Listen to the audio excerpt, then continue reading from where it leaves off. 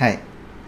अक्सर ऐसा होता है कि स्टूडेंट्स पढ़ाई करते हैं और आगे जाकर भूल जाते हैं, या फिर जब भी आप उन्हें उनसे पूछते हैं कि उन्होंने क्या पढ़ाई की है, उन्हें याद नहीं रहता। कई बार मैंने ये भी एक्सपेरिमेंट किया है कि अगर इवन स्टूडेंट से पूछूं कि आपने कौन से चैप्टर्स पढ़े हैं या फिर उन चैप्टर्स में क्या पढ़ा है, उन्हें वो भी याद नहीं रहता है। और अक्सर ये भी होता है कि फिर आप जब ये पढ़ाई कर कर एग्ज़ाम में जाते हैं तो आप उस वक्त भी भूल जाते हैं। आप जब सवाल पढ़ते हैं आपको लगता है कि आपने ये कहीं देखा है, लेकिन आपको उसका जवाब याद नहीं रहता। तो इसको एड्रेस करने के लिए एक सिंपल सी टेक्निक है, जो है नोट्स लेना। अब ये तो काफ़ी सिंपल सी चीज़ लग रही है, ये हम बचपन से करते आ रहे हैं। हमें जैसे ही हम स्कूल शुरू करते हैं, टीचर्स हमें बोर्ड पर लिखकर बताते हैं कि कौन सी चीज़ें हैं जिन्हें हमें नोटबुक में लिखना है, और फिर हम उससे रिवाइज़ करते हैं और एग्ज़ाम देते हैं, और ये सिलसिला चला आता है। लेकिन होता यह है कि हमें इसकी सिग्निफिकेंस और हमें इसकी इम्पोर्टेंस उतनी बताई नहीं जाती, तो हम इस चीज़ को छोड़ देते हैं, इस चीज़ को भूल जाते हैं। या फिर अगर हमें कोई फ़ोर्स नहीं कर रहा है, अगर टीचर नोट नहीं दे रहे हैं, तो हम ये ख़ुद से नोट्स नहीं लेते। लेकिन जैसे जैसे आप पढ़ाई में आगे जाते जाएंगे, आपको ये पता चलेगा कि नोट्स ख़ुद से बनाना बहुत ज़रूरी है।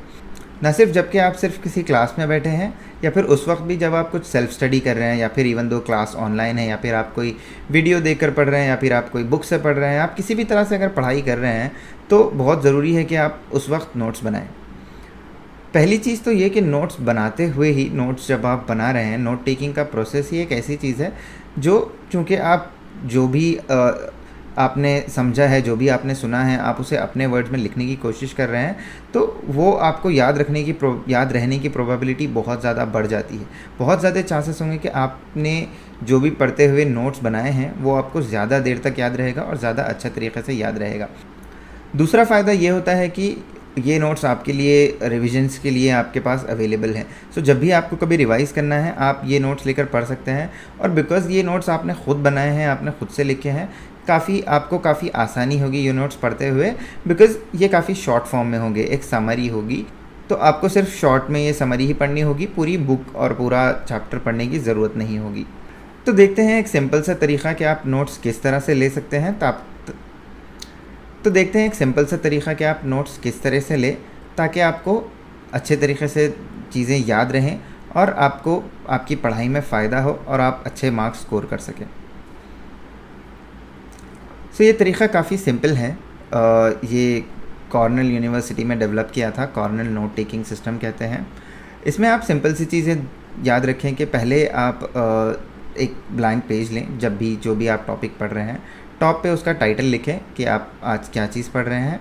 साइड में एक डेट लिखें कि आपने किस दिन ये नोट्स बनाना शुरू किया, और उसके बाद पेज को 2 हिस्सों में ऐसे डिवाइड करें कि एक तरफ आप नोट्स लिखते जाएं, जहां पर आप लिख रहे हैं कि फैक्ट्स क्या क्या हैं, क्या क्या हो रहा है, क्या क्या चीज़ें आप सीख रहे हैं, आप वो चीज़ें लिखते जाएं।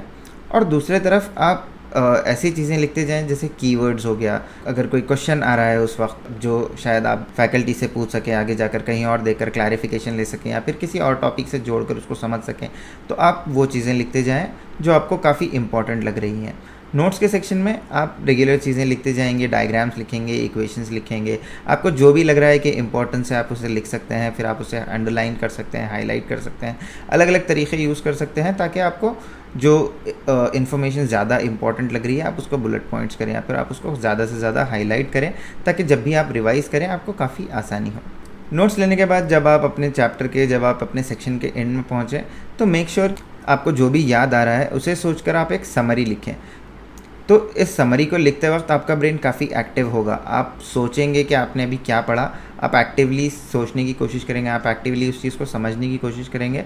सो उस वक्त जब आप समरी लिखेंगे तो आप इस चीज़ को ज़्यादा देर तक और ज़्यादा दिनों तक याद रख पाएंगे। सो ये एक सिंपल सा सिस्टम है, आप इस तरह नोट्स बनाएं।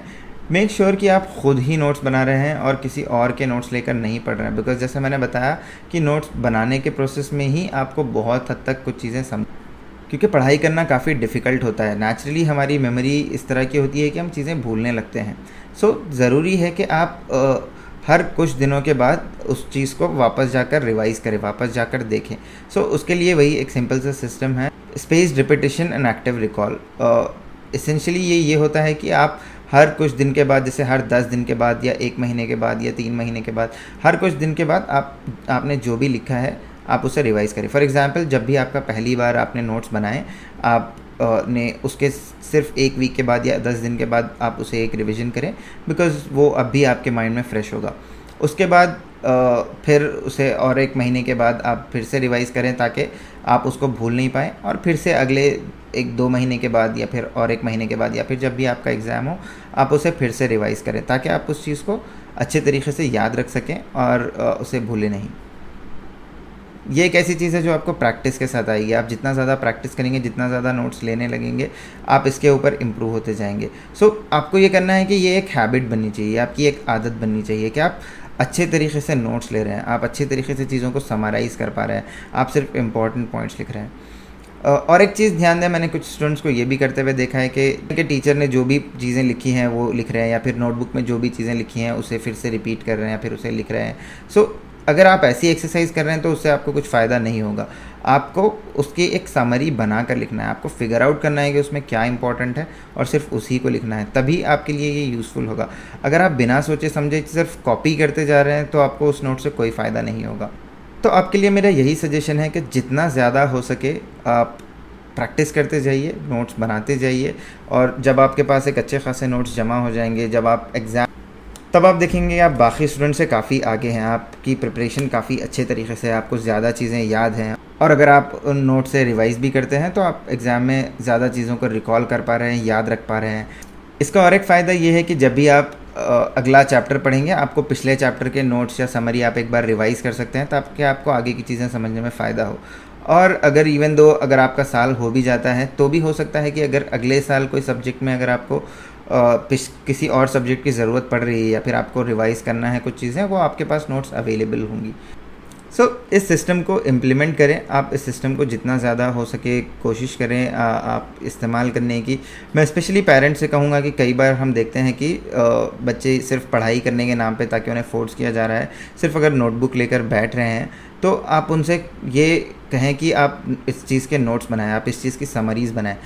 स्पेशली मैं पेरेंट्स से भी यही कहूँगा कि अगर आप सोच रहे हैं कि आपके बच्चे पढ़ने के लिए बैठ रहे हैं, ताकि मे बी उन्हें फोर्स किया जा रहा है और वो सिर्फ बुक लेकर बैठे हैं, या फिर अपने लेक्चर्स अटेंड कर रहे हैं या फिर ट्यूशन क्लासेस अटेंड कर रहे हैं, लेकिन उसमें एक्टिवली पार्टिसिपेट नहीं कर रहे हैं, तो ये एक सिंपल सा तरीका बनता है ताकि वो पढ़ाई के प्रोसेस में एक्टिवली पार्टिसिपेट करें, एक्टिवली हिस्सा लें, ताकि एक्चुअल में पढ़ाई हो, ना कि सिर्फ रट्टा मारा जाए या फिर चीज़ें भूली जा रही हैं और चीज़ें पढ़ाई में डिफ़िकल्टीज़ बढ़ती जा रही हैं और फिर उसके बाद कोई और सोल्यूशन ढूंढा जा रहा है। ये एक सिंपल सा तरीका है जो आपकी स्टडी को स्मार्ट बनाता है। कोशिश करिए कि आप स्मार्ट तरीके से पढ़ाई करें, सिर्फ हार्ड वर्क ना करें। इस प्रोसेस को इम्प्लीमेंट करके देखिए। अगर आपको कोई डिफ़िकल्टी लगती है, अगर आपके पास कोई क्वेश्चंस हैं, आप मुझे कमेंट्स में पूछ सकते हैं। और अगर आपको अपने पढ़ाई करने के तरीके को और इम्प्रूव करने को लेकर कुछ डाउट्स हैं, आप मुझे पूछ सकते हैं। और चैनल को सब्सक्राइब करें अगर आपको ऐसे और वीडियोस चाहिए।